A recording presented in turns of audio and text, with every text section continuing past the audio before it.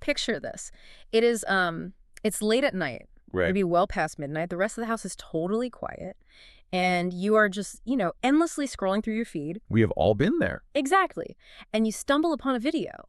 And in exactly 30 seconds, literally half a minute, you watch an artificial intelligence completely code, design, write the copy for, and just launch a fully functional, beautiful website. Wow. In 30 seconds. 30 seconds. And you just sit there in the cold glow of your screen, and this deep, heavy, this sinking feeling completely washes over you. The exact thought crosses your mind. Am I even needed anymore? Yeah. What is my job actually worth?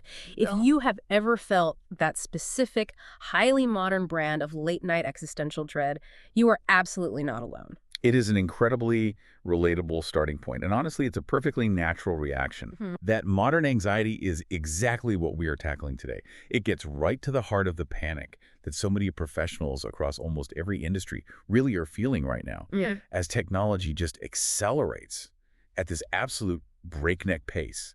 It feels like the ground is shifting under our feet daily. It really does. And that is why today's deep dive is just so critical. We are pulling apart a fantastic conversation from a show called Daily Echo featuring two people, Leo and Mia. It's a great source. It really is. And Leo has this fantastic, fast-paced, intensely curious, and frankly kind of anxious energy, which is basically how I feel every time I open my laptop lately. Right. But Mia balances him out with this incredibly steady, approachable, strategic mindset. Our mission today is to extract the absolute best, most actionable insights from their exchange on a topic we literally all have to face right now.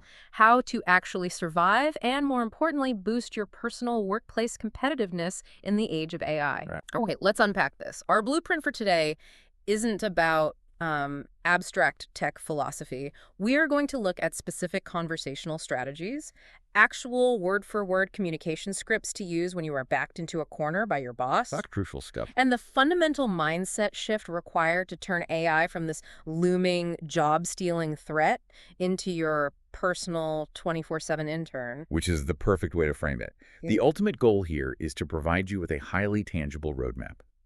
In the Daily Echo conversation, Leo describes this feeling of dread as AI anxiety. Yeah, AI anxiety. And Mia, humorously but very accurately, labels that as the 2026 version of a midlife crisis. That is so true. Right. You buy a sports car, or you panic about a chatbot taking your job.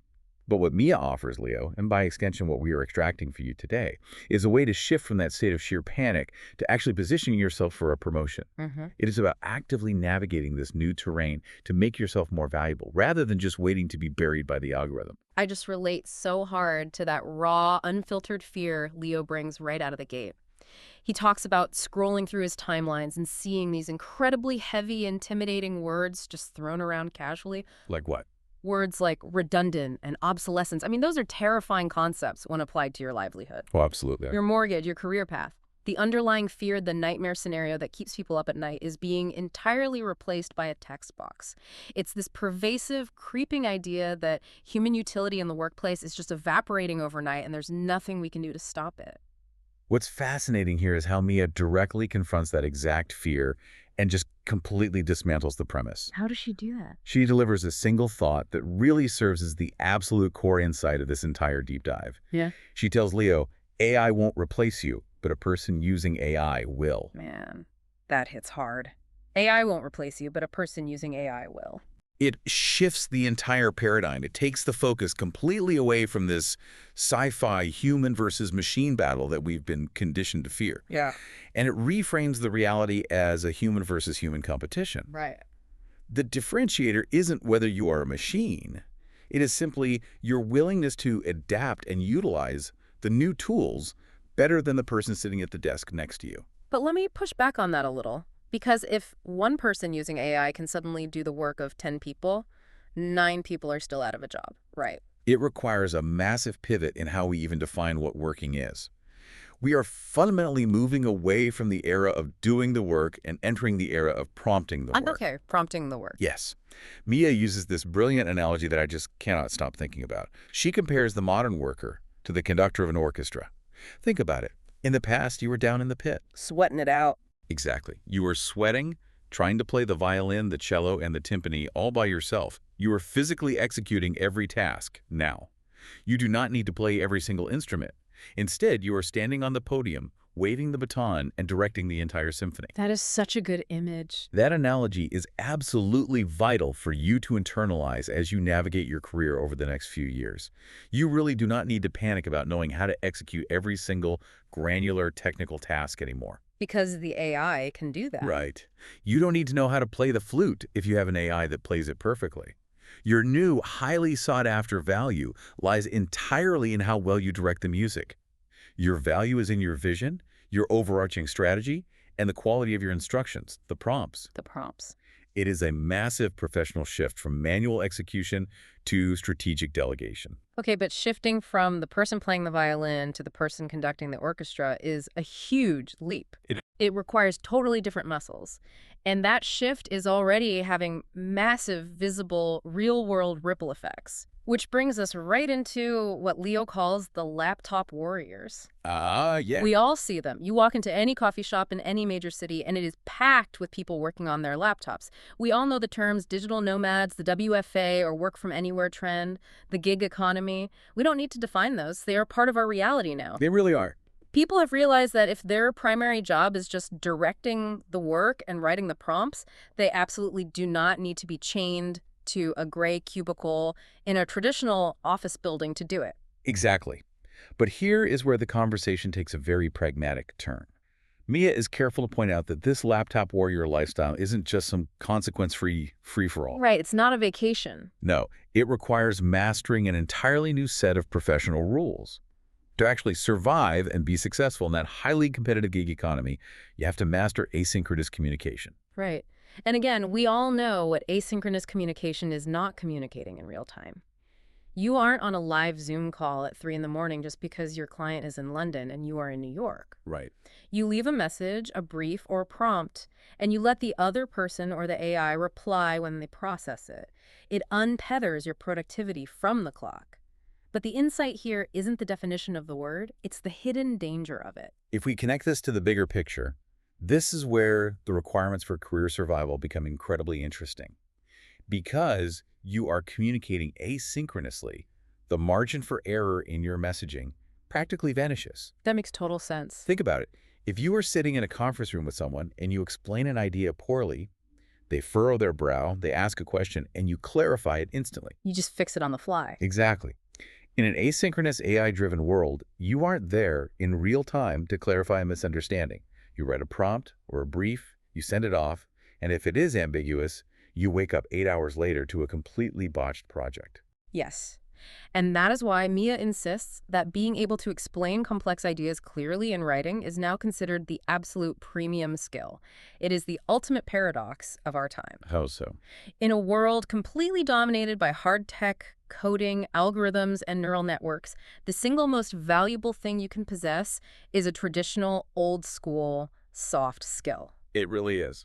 You have to be able to articulate a thought, structure a logical argument, and communicate with absolute crystal clarity in English or whatever your primary working language is. Because the AI can write the code in seconds, Yeah. but you have to write the context. You have to explain the why. Right. The AI doesn't know the business goal. Exactly. You have to understand the business goal and translate that into instructions that a machine or a gig worker halfway across the world can perfectly execute without needing to ask you 5 follow-up questions. Okay, so let's take this out of the coffee shop and put it right into the corporate boardroom. Here's where it gets really interesting. What if you aren't a digital nomad?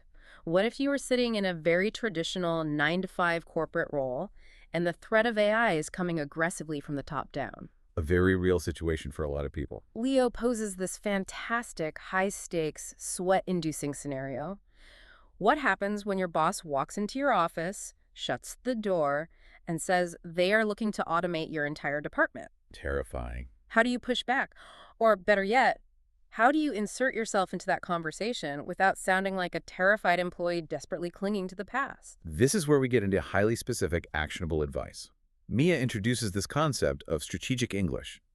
The fundamental, unbreakable rule she lays out is that you must never, ever walk into your boss's office or respond to that closed-door meeting by saying, "I'm scared of AI," or "I'm worried about my job." Because the second you say that, you become a problem the boss has to manage, right? You position yourself as a liability, an obstacle to the company's progress. Precisely. You immediately look like a legacy cost. Instead, she provides a very specific, carefully constructed script to use. When automation is brought up, you look your boss in the eye and say, "I've been exploring how we can leverage AI to streamline our workflow." I've been exploring how we can leverage AI to streamline our workflow. Okay, can we just pause and really analyze that? Let's do it. Because part of me hears that and thinks, wow, that is some incredibly dense corporate bingo. It sounds almost like buzzword soup. It does, but it is deeply intentional corporate bingo. You have to understand the psychology of management. Your boss is likely just as anxious about AI as you are, but their anxiety is about the company's bottom line. That's a great point. By using a word like streamline, you are instantly transforming your professional image in their eyes. You pivot from being a fearful, defensive employee to a proactive, forward-thinking problem solver. You are speaking their language. You are talking about efficiency, workflow, and margins, which is exactly what your boss is actually being judged on by their boss. Exactly. You are taking ownership of the very tool that threatened you. You become the pilot, not the passenger. And the conversation pushes this strategic language even further. What's the next step?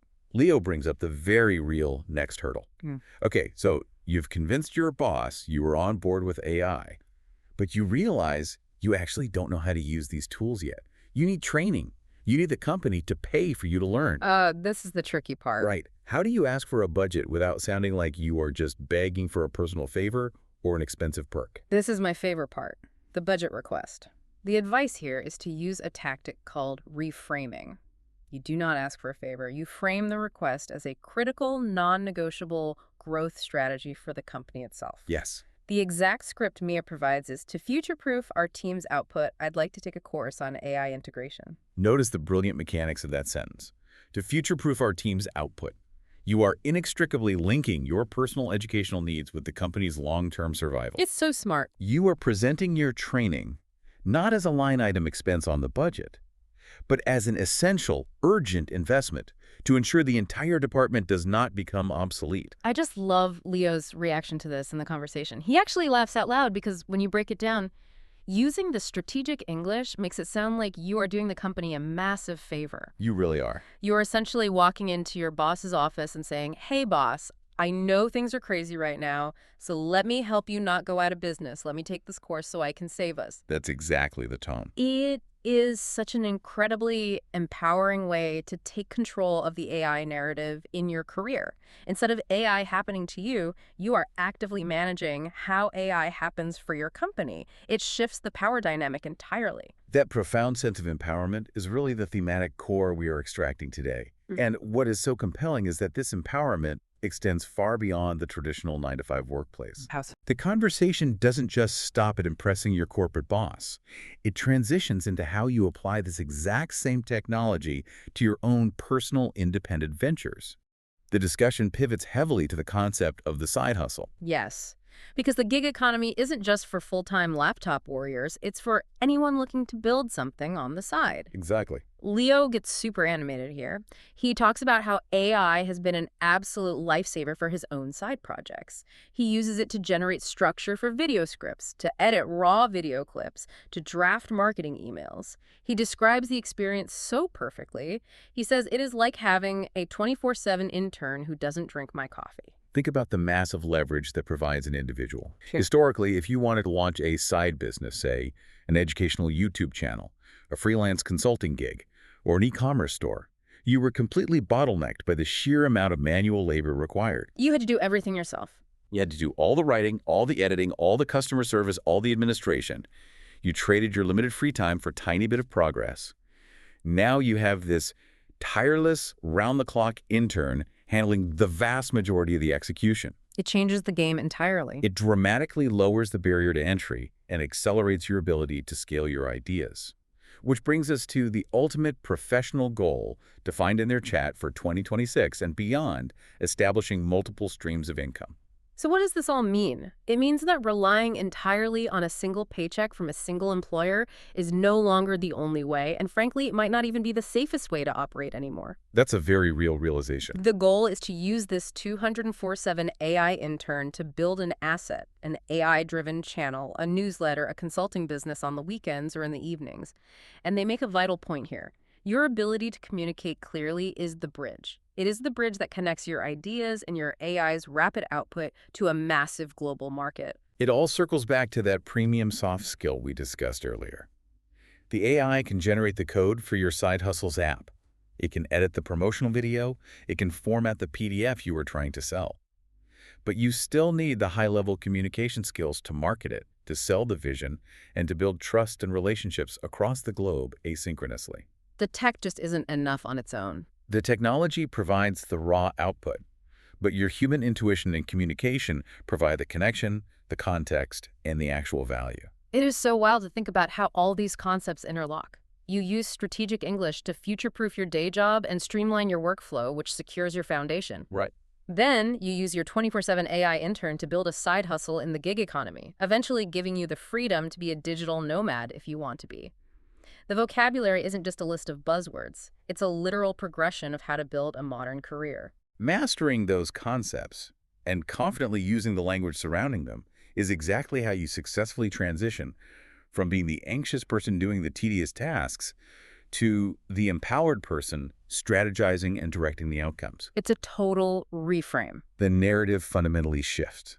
It is no longer a scary story about humans versus machines. It is an inspiring story about human potential being radically amplified by machine capability.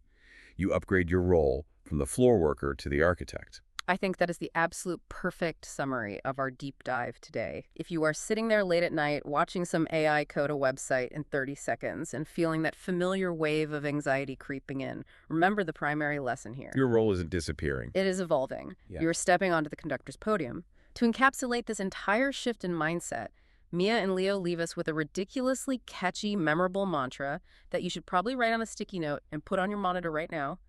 Don't panic.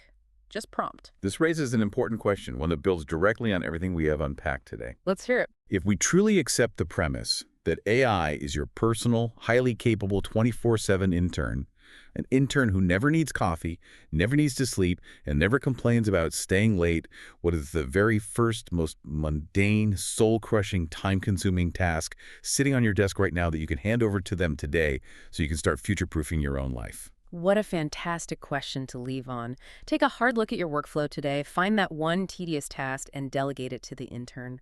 Thank you so much for joining us on this exploration of the AI era. Keep learning, stay curious, and we will catch you on the next deep dive.